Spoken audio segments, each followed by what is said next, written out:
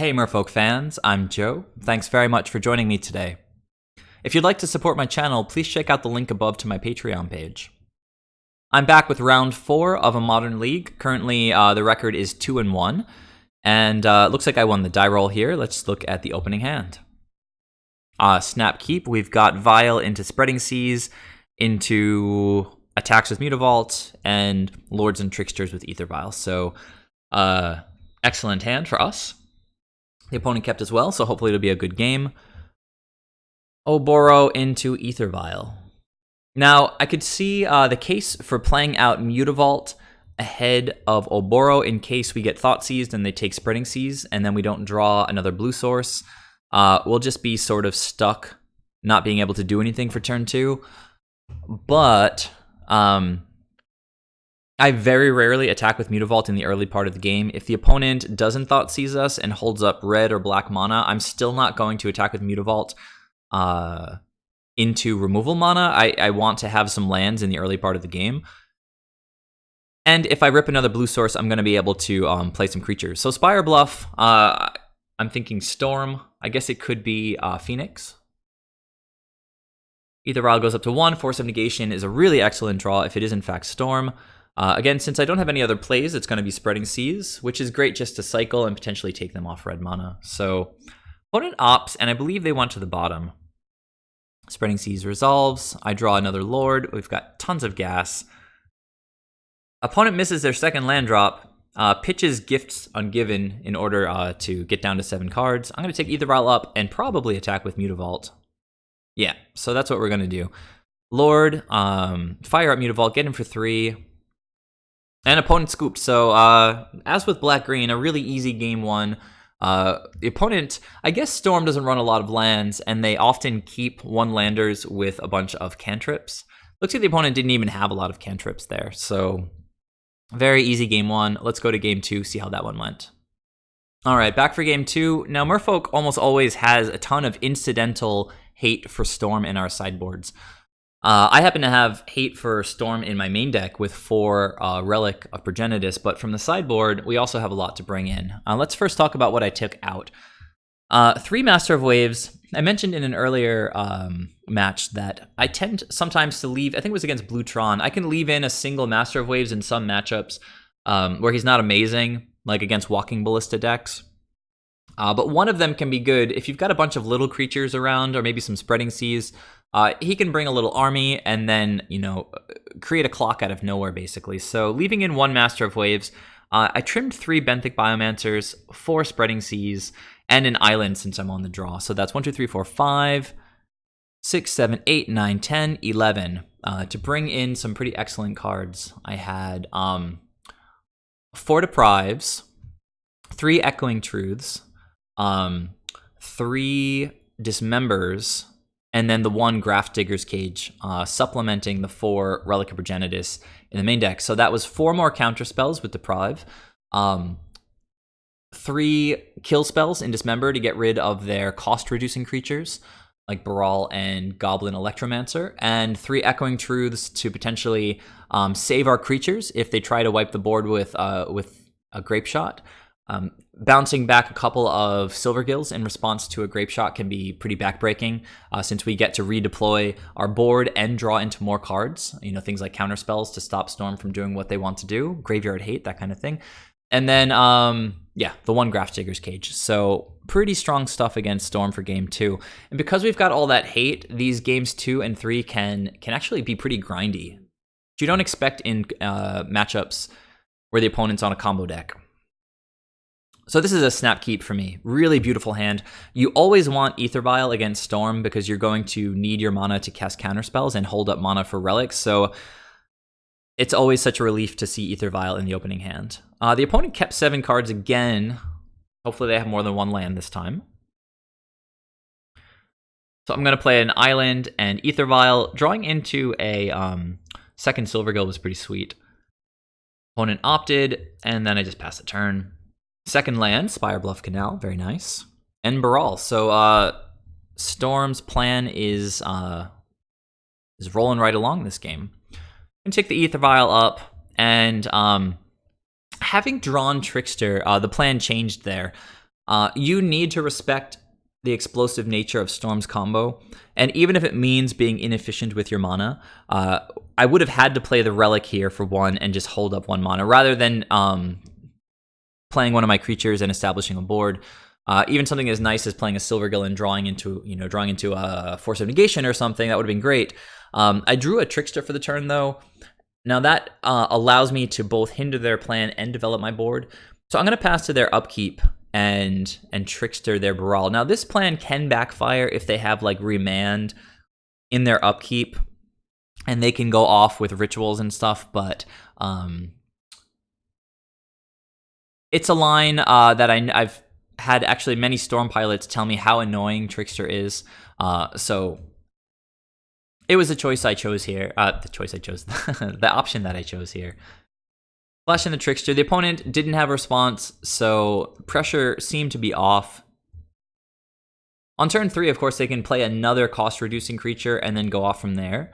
But it looked like the opponent didn't have the combo that turn. So breathed a sigh of relief, ticked AEther Vial up to 2, and drew more interaction with Echoing Truth. Going to go ahead and get in with the Trickster.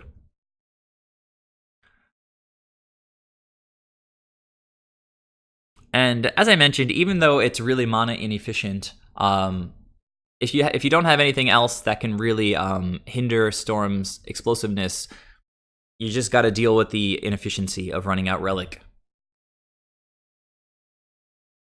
So at the end step, the opponent had 3 mana. They could have played Gifts if they had it, but it looked like they didn't have it. Okay, here's an Electromancer. Typically, we're not really afraid of seeing a cost-reducing creature beyond the first. Like, once they've got the costs reduced, they're just reduced. Like, Monomorphos goes from costing 2 to costing 1. I guess with 2 out, Pieces of the Puzzle costs 1 instead of 2. Opponent chooses not to get in with Baral. I'm going to Vial in a Silvergill Adept. Island's not bad. We've been talking about mana inefficiency and trying to open up our options. Definitely leave AEther Vial on 2. Another Vial is not terrible here.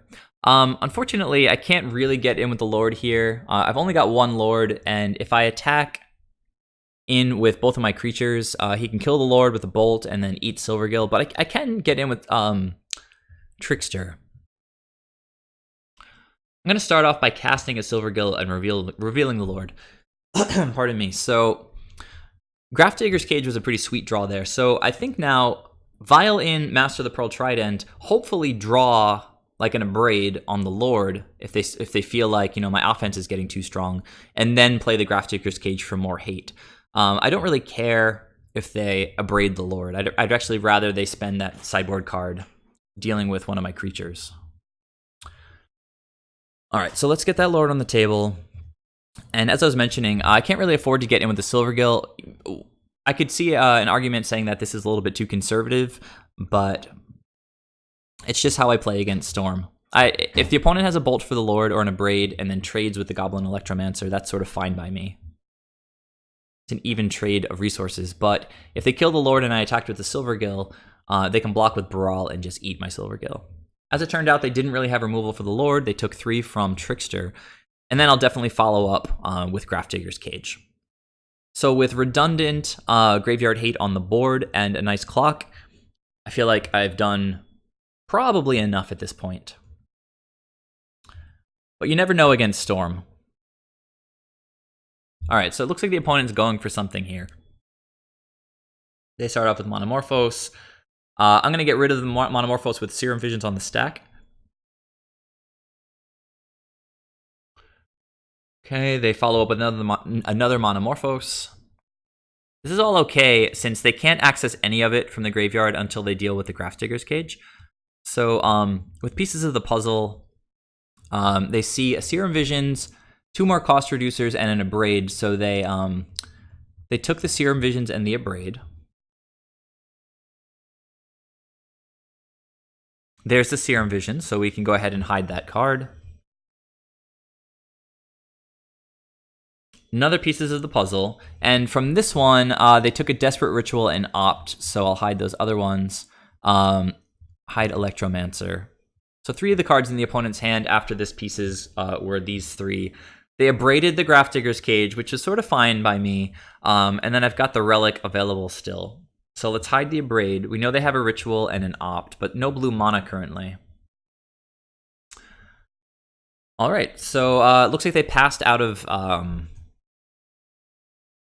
that main phase. Their floating mana went away. Now they've got quite a graveyard. And we know 2 cards in their hand. They're tapped out. They're at 14. If we draw a Lord, it's just lethal. I don't think I'm going to crack the Relic just yet. Leave the Vial on 2. We've got a redraw with Waterlogged Grove. Mutavault, not the best draw. I mean, we've got enough creatures already on board. But the Mutavault lets me cycle the Waterlogged Grove with colorless mana. So 2 Echoing Truths. Something I didn't mention last turn is that I had tapped down to just 1 mana with to play Grafdigger's Cage. If they went like Grape Shot to kill my board, I didn't have mana up to use Echoing Truth. This turn, when I pass, if the opponent does feel like their only out is to Grape Shot my board, I'll be able to Echoing Truth 2 Silvergills and redeploy them right away, which should just be backbreaking since I also have a Mutavault. All while also holding up 1 mana for Relic. So with them tapped out, we definitely get in for 9, hit them down to 5 life, and hope that they can't get there. All right, so they lead off with Past in Flames.